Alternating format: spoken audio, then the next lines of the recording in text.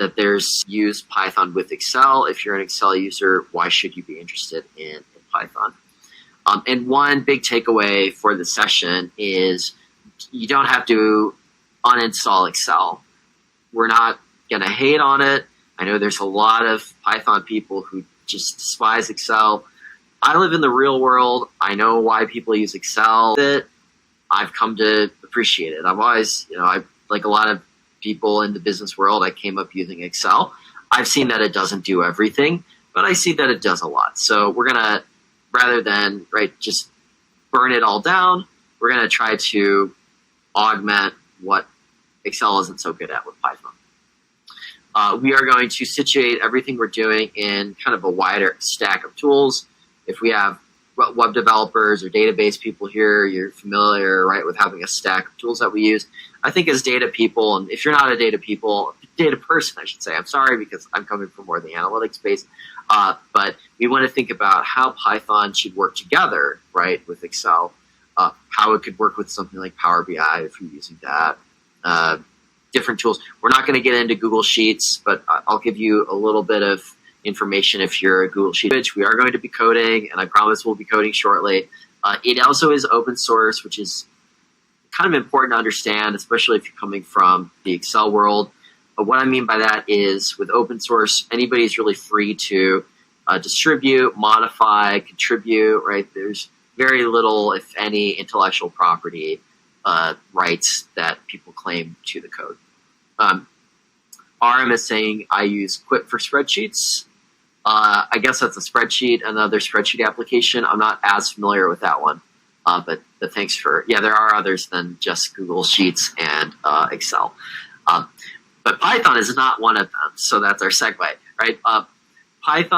With Python, you're generally not going to be storing data inside of your Python program. You're not going to use it as a database, just like you shouldn't use Excel as a database. Python isn't a database either. Databases are meant to be used as databases, and we'll see how that works, how you get data from someplace. You have your Python script that does something to the data, and generally you send it someplace else. It's also not commercially supported, which is a big difference than Excel, with pretty few exceptions, a lot of the code that we're going to be using today was developed by amateurs, volunteers, There's a very big, thriving community base, and that's just a different way of doing things than something like Excel. And I think it's important to understand that because we kind of want to know how the sausage is made, in some extent, to maximize how we understand these tools. Okay, so we talked a little bit about where Python comes from, python.org. There's a foundation, that manages kind of that source code. You could go there and download Python, and maybe some of you have. As I mentioned, I would suggest going to ANACONDA, which is a distribution of Python. And again, the idea is they take that source code from the Python Foundation. They're going to bundle it up with some different features. Jupyter Notebook is one of them, which we'll use in a minute. Different packages. We'll talk about packages in a moment. And it's got some other benefits. I guess one of the disadvantages is that you end up with a really big download file, but I think it's worth it, and you'll probably use all of the things if you download this individual edition of ANACONDA. And if you're running something else, that's not a problem. Everything today should be fine. What are the advantages of using Python? Well, it is free, It's got a lot going for it. It's popular. I think at this point, almost anybody in the business role has probably heard of Python at this point. So we'll look at some of the advantages. I'll try to show you them rather than tell you about them. So we won't sort too much. We'll try to dispel that throughout the course here. Okay, so I've got one little warm-up file just to, like I said, compare and contrast Python. We'll go for about another half an hour or so, and then my plan is to take a 10-minute break at the top of every hour. So we'll get through a bit more. And again, at any time, if you got questions, just let me know. I'm going to start the screen sharing. From here on out, if you don't have Excel on your computer, don't worry about it. You can just follow along. It's not a problem. But what I want to show you is, why do we need this in the first place? What would be the purpose of using using Python? just complement Excel. So here's something that you've probably seen in your own work, right? Where let's say we have a few numbers. Oops, and I don't want the substitute function. I want the sum function. I'm going to take the sum of 1 to 5 and close parentheses. Now, if you're wondering how I got this formula to show up, there's this formula text function that is actually letting me show the formula that I used in a given cell. So that may come in handy at some point. And then let's say I decide to take the square root. Now this is kind of a silly example, but we're keeping it small just for the sake of argument. I'm going to then multiply that by 2. So basically what's happening here is that I have references on top of references on top of references.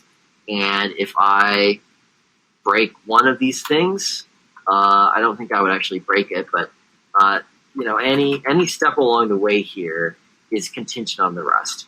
So what would be a better way to do this is work in more of a piecemeal approach, where each step along the way, I'm saving this result as its own object or variable, and then I'm operating on that next one. So everything's more isolated, and it's not kind of like my whole workbook is really hanging on a thread, right? You've probably seen that with Excel, where one thing changes, somebody deletes a row or whatever, and the whole thing comes crumbling down.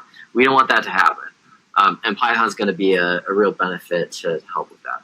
Another one is anything having to do with repeated processes. Let's say that you wanted to take, you have these sales records, and you want to find the summary statistics, right? You want to find the average order for each week. Maybe you want to know what the mode is for like the most common order value or something like that. How would you do that? You want us to do it every week. You have some ways to do it. You could use like a formula, right? The thing with formulas is that they're brittle. They can be pretty fragile too if you're adding new data. And then if you want to do this every week, what are you going to do? Copy and paste it each week. You could do a pivot table, maybe. It's not great for repeated processes, and it's not super great for anything when you get into more of the statistical side. It's got some basic features, but it definitely lacks some things that you might want to do. So those are a couple things that I found that Excel really falls short on. Now, I know that there's Power Query. Maybe some of you are using that, and Power Query does a great job to clean your data, right, and build these repeatable processes.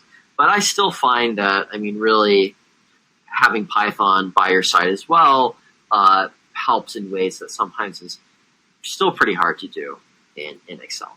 Okay, so if you want to let me know what steps or scenarios or anything that you've had where you just thought there's got to be a better way, and I wonder if Python is that way, you can